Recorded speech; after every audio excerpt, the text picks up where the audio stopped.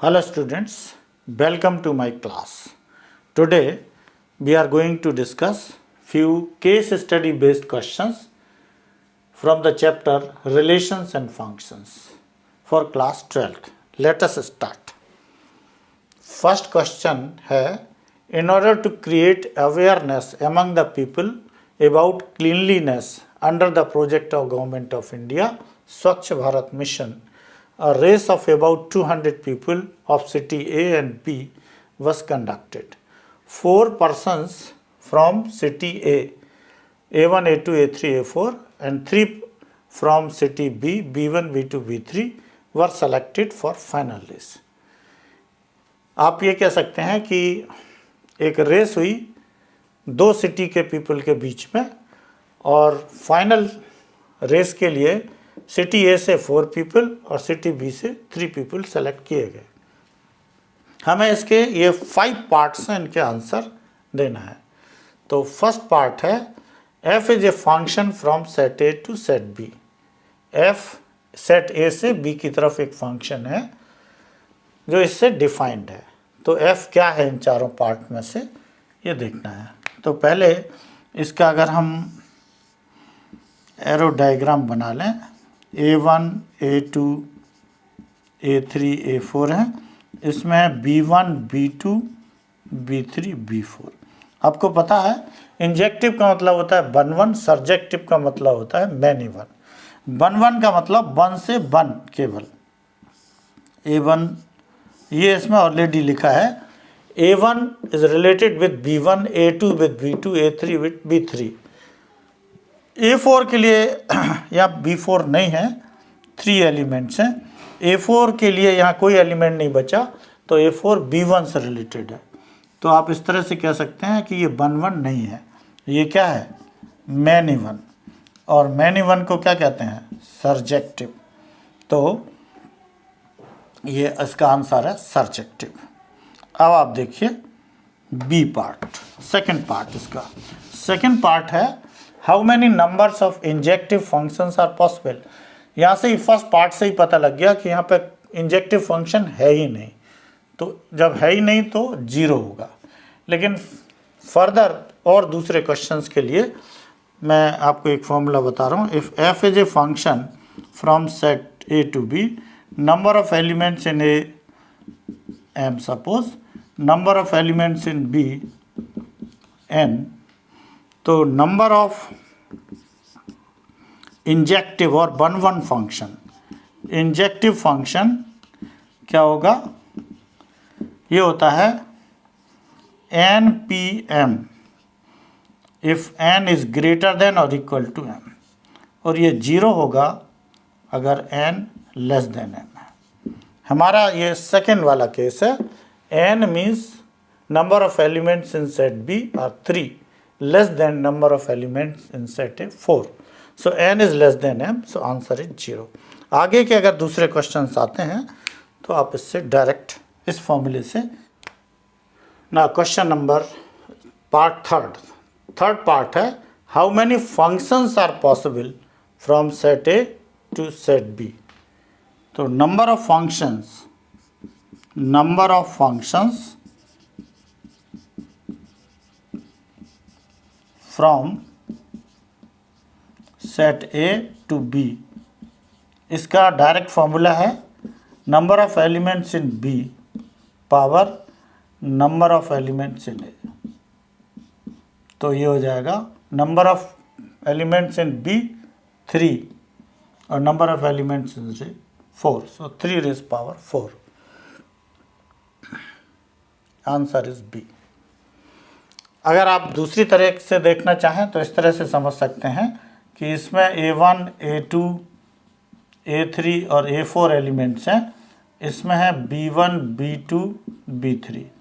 तो A1 जो element है इसको सेट B के किसी भी एलिमेंट से ज्वाइन करना है, या रिलेशन के लिए कितनी चॉइसेस हैं, 3 है. A1 के लिए 3 चॉइसेस हैं. इसी तरह से A2 के लिए भी 3 चॉइसेस हैं और इसी तरह से A3 के लिए भी 3 चॉइसेस हैं, A4 के लिए भी 3 चॉइसेस हैं.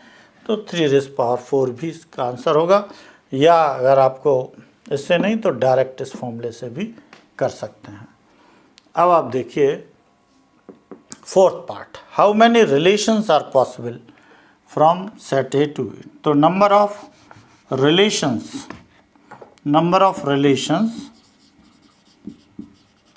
From set A to B का डायरेक्ट फॉर्मूला होता है 2m, जहाँ पर m ए के एलिमेंट्स हैं और n बी के एलिमेंट हैं। यहाँ पर m 4 है और n 3 है, तो आंसर 212, दैट इज फोर्थ। अब इसका फिफ्थ पार्ट है। फिफ्थ पार्ट में हमें क्या दिया है, R is a relation from set A to itself.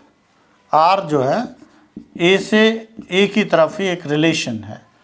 R defined है x by such that x is a friend of y, then R is equivalence relation है या इनमें से कोई है, ये हमें देखना है। तो इक्वलेंस रिलेशन हम चेक कर लेते हैं, और अगर इक्वलेंस रिलेशन नहीं है तो भी हमें पता लग जाएगा। तो आपको पता है कि कोई रिलेशन अगर इक्वलेंस होता है तो रिफ्लेक्सिव, सिमेट्रिक और ट्रांजिटिव होना चाहिए। तो x is a friend of y, x is a friend of y, आप कह सकते हैं कि x इज ए, y की जगह भी अगर x लिखते हैं तो as x is a friend of x। कोई भी अपना खुद का फ्रेंड हो सकता है, तो इसका मतलब क्या हुआ, x related to x। So और आप कह सकते हैं कि xx belongs to r, so this is reflexive, r is reflexive. Symmetric में हमें पता है if x related to y means x y का फ्रेंड है, तो इसका मतलब y x का फ्रेंड होगा, क्योंकि फ्रेंडशिप एक साइड से तो होती नहीं है, दोनों साइड से। अगर x y का फ्रेंड है तो डेफिनेटली y x का फ्रेंड होगा। ये ट्रू है, इसका मतलब ये सिमेट्रिक है। अब ट्रांजिटिव देखिए, ट्रांजिटिव में 3 एलिमेंट्स होते हैं, x related to y, y related to x, implies that x related to z। अब ये चेक करिए ट्रू है या नहीं। x y का फ्रेंड है, y z का फ्रेंड है, तो क्या x z का फ्रेंड होगा? जरूरी नहीं है, क्योंकि इसके 100 फ्रेंड हो सकते हैं और ज़रूरी नहीं है कि x z के सारे फ्रेंड को जानता हो। तो अगर x y का फ्रेंड है, y z का फ्रेंड है, तो not necessary that x is related to y means x is a friend of z। So you can say not true. अगर ये ट्रू नहीं है, यानी ये जो रिलेशन है वो रिफ्लेक्सिव है, सिमेट्रिक है, लेकिन ट्रांजिटिव नहीं है, तो इक्वलेंस नहीं है। जब ट्रांजिटिव नहीं है तो ये इक्वलेंस रिलेशन भी नहीं है। फिर क्या है, रिफ्लेक्सिव है, सिमेट्रिक है, but not transitive. So answer is B. Question number 2, students of grade 9 plant samplings along straight lines parallel to each other to one side of the playground। Playground के एक साइड में छोटे छोटे पौधे बच्चों ने लगाए। Let us assume that they planted one of the rows of the sampling along the line y equal to x minus 4। एक लाइन में जो उन्होंने प्लांट्स लगाए हैं वो इस लाइन से डिफाइंड होते हैं, इस इक्वेशन से, y equal to x minus 4। L क्या है, set of all lines which are parallel to the ground. जो एक दूसरे के पैरेलल लाइन्स सैम्पलिंग की बनाई हैं वो उन सब का सेट है। इन सब के हमें आंसर देना है। CBSE क्वेश्चन बैंक से ये क्वेश्चन लिया गया है, और उससे पहले वाला क्वेश्चन भी CBSE क्वेश्चन बैंक के टाइप का ही है, उसी का एक क्वेश्चन लेकर माइनर चेंज के साथ मैंने लिखा है। तो फर्स्ट पार्ट है, let R be defined by L1 L2 such that L1 is parallel to L2, L1 L2 belongs to L। R क्या है, इक्वलेंस है या रिफ्लेक्सिव है, सिमेट्रिक है या ट्रांजिटिव है, ये हमें देखना है। तो तीनों चेक कर लेते हैं। जैसे रिफ्लेक्सिव में क्या होता है, every line is parallel to itself, so it is reflexive. Symmetric में क्या होगा, सिमेट्रिक में होता है if line is parallel to symmetric, if L1 is parallel to L2, इसका मतलब L2 पैरेलल टू L1 होगी, तो ये सिमेट्रिक हो गया। L1 L2 के पैरेलल है तो L2 L1 के पैरेलल होगा। ट्रांजिटिव, ट्रांजिटिव में क्या होता है, L1 parallel to L2, L2 parallel to L3 implies that L1 parallel to L3. This is also true. ये both are true. इस तरह से सोच लीजिए, ये लाइन है L1 और ये L2, L1 L2 के पैरेलल है तो L2 L1 के पैरेलल होगी, तो ये हो गया सिमेट्रिक। एक लाइन अगर और खींच लें L3, ये L3 है, ये L1 है और ये बीच वाली L2 है। L1 L2 के पैरेलल है, L2 L3 के पैरेलल है, तो L1 किसके पैरेलल होगी, L1 L3 के पैरेलल होगी, सो this is transitive. So this relation is reflexive, symmetric and transitive, therefore this is an equivalence relation and answer is a. Second part है L1 is perpendicular to L2। अब हमें ये check करना है अगर L1 और L2 perpendicular हैं तो क्या होगा, तो ये रिफ्लेक्सिव नहीं होगा क्योंकि कोई भी लाइन खुद के परपेंडिकुलर नहीं हो सकती। सिमेट्रिक में क्या होगा, अगर ये लाइन L1 है और ये लाइन L2 है, L1 L2 के परपेंडिकुलर है तो L2 L1 के परपेंडिकुलर होगी, यानी ये रिलेशन सिमेट्रिक है। ट्रांजिटिव, ट्रांजिटिव में 3 लाइन्स हैं, एक L1 perpendicular to L2, L2 perpendicular to L3. This does not imply that L1 perpendicular to L3. Figure बना के भी समझ सकते हैं, L1 perpendicular to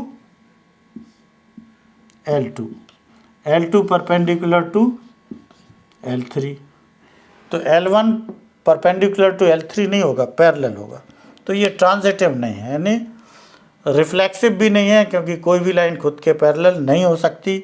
सिमेट्रिक है क्योंकि L1 अगर L2 के परपेंडिकुलर है तो L2 L1 के परपेंडिकुलर हो।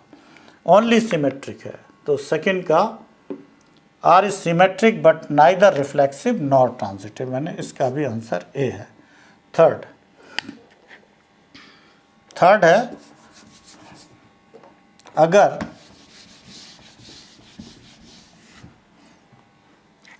f is a function from R to R defined y fx is equal to x minus 4, fx equal to x minus 4, तो bijective, सरजेक्टिव, injective या क्या है, तो पहले इंजेक्टिव या सरजेक्टिव चेक करते हैं, मीन्स वन वन या मैनी वन। उसका है आपको पता है x1 fx1 equal to fx2 implies that fx1 क्या है, x1 minus 4, this is equal to x2 minus 4, this implies that x1 equal to x2, so yes this is 1 1, 1 1 means injective, तो ये injective तो है, ये तो प्रूव कर दिया। अब ये देखेंगे, मान लीजिए ये 2 सेट हैं और रिलेशन R to R है, फंक्शन क्या है R to R, third part में R to R है, तो यहाँ पर ये जो एलिमेंट्स हैं वो x कहलाते हैं और ये y इक्वल टू fx है। फॉर एवरी y ये ऑन टू कब होगा, जब R के सारे, यहाँ के सारे एलिमेंट, प्रत्येक एलिमेंट इस सेट के किसी न किसी एलिमेंट की इमेज हो, या ये कह सकते हैं कि for every y belonging to R there must be a x belong to R in this set. So for every y belong to R there exists x belongs to R such that F X is equal to क्या है, x minus 4, और आपको by equal to क्या दिया है, x minus 4, तो X is equal to Y plus 4 आप यहाँ रख दीजिए, तो F Y plus 4 equal to X की जगह बाई प्लस 4 माइनस 4, तो बाई। इसका मतलब हुआ कि हर एक्स के लिए, हर बाई के लिए एक्स मौजूद है। F Y plus 4 means X है, तो for every Y there exist X in R, for every Y belonging to R there exist X belonging to R, so this is onto. तो यानी जो function है वो बन one and on to दोनों है, और जब बन वन ऑन टू होता है तो इसको कहते हैं bijective. Fourth part, F R to R defined by F X is equal to X minus 4, या इसको बाई लिख दें तो एक्स माइनस 4, तो X is equal to Y plus 4। क्या कह रहे हैं, रेंज ऑफ एफ एक्स।